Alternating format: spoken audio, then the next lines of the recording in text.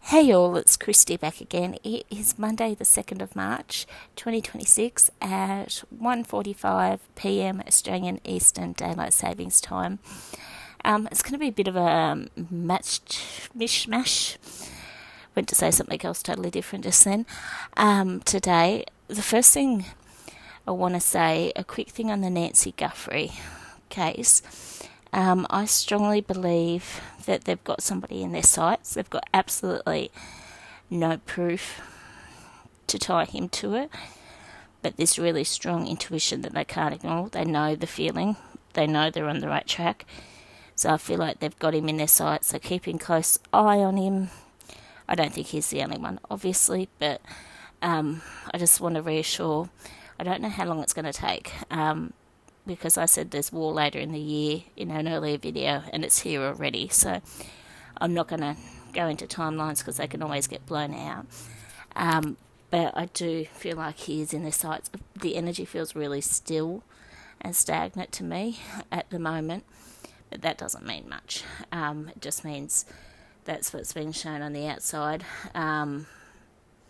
There's no frantic energy because I feel like they think they've got him and he'll lead them to the others. I feel like they've pulled back to bring him out, to get him a bit cocky that he's gotten away with it, and go from there. The other thing that I got last week, and I'm just going to put it out there because it seems very off to me, but I'm going to put it out there. I feel like Alison Dubois or somebody like that, a very, very top-notch psychic, is working with them to solve this case, or the family, or something. But there is a top-notch psychic involved in this case. So we'll leave it there. But yeah, that's what I'm getting around it.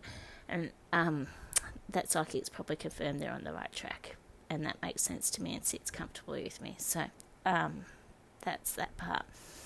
The other thing I was going to say is, I know History Podcast had asked me for a reading, and I won't even pronounce his last name. I know he's an Australian actor and I should know, but Jacob and Margot from Wuthering Heights. I haven't got much around them. On Jacob, I know that he's got a Heath Ledger type of energy around him, quite anxious and things. He doesn't quite have the same level of talent. He's going to go places, but not have the same level. So I do think he's probably got anxiety, but his attitude when he comes back to Australia, from a couple of things I've seen in news headlines, I haven't read much on him, isn't great. I do think it's gone to his head a bit, and he needs taking down a peg or two, but it won't be nice to watch as that happens.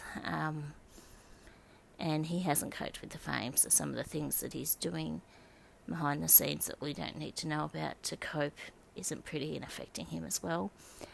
I think I saw a headline where they were rumoured to be having an affair, but I actually don't think they liked each other that much. Yeah, I don't think there was any great love lost. They're very good at doing the public thing. They feel they should. They grew up around the same area. They're around the same age. They're Australian. But, yeah, I just don't feel there's no... Actually, I say there's no love lost, but there's no great hatred, but there's just no great connection either. And I actually feel like Margot Robbie is... I'm surprised the movie has done as well with the energy I get off her at the moment. I feel she's really lost since she had a baby. She's trying to be the person she was before she had it. She doesn't quite know how to combine the whole role. She wants to break down in tears because it's all too much behind the scenes. She's trying to be the same person and the sexy person she was, like she should be before she had the baby, but she's doubting herself and where she's coming from, because it takes a lot out of you having a baby, and it takes you a long time to find your feet, and yeah, and I feel like everything's been so rushed for her. I also, and this sounds horrible, I remember from her Donna Freeman days on Neighbours, I remember it all, so this is going to sound bitchy, and I don't mean it to be. But the other thing I think she needs to be very careful of at the moment is plastic surgery. It could ruin her natural beauty. I have gotten that as well, so that's the other thing. I know it's not going to be what the reading that you were hoping I was going to do on it, but that's what I've picked up around them. And lastly, I just wanted to do, and I keep getting it as I say it, so I feel like I need to put out there, on the Israeli-US airstrikes against Iran at the moment. Whatever your personal views are, and I won't go into mine, just hold back and have faith. It's all working out for the highest good of all. The Iranian leader has been killed, but I also feel like it will be the downfall of Trump and Netanyahu as well.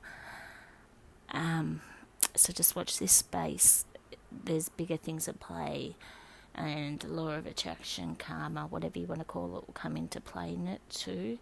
You take out one leader for this, and it comes back to you. So yeah, I just feel like watch this space. There is such a bigger picture at play than what we actually realise. The other thing that I get around it is, and I know from what I've seen, it's the Dubai that's been getting hit. I haven't watched much on it. I actually haven't watched much TV. My energy's still pretty low, but I also feel like watch what happens in Jerusalem. I'm really sorry, I've done a couple of edits and it'll be really obvious in this, but I've said some things that I didn't feel comfortable to put out there, so I've just gone back in to edit it slightly.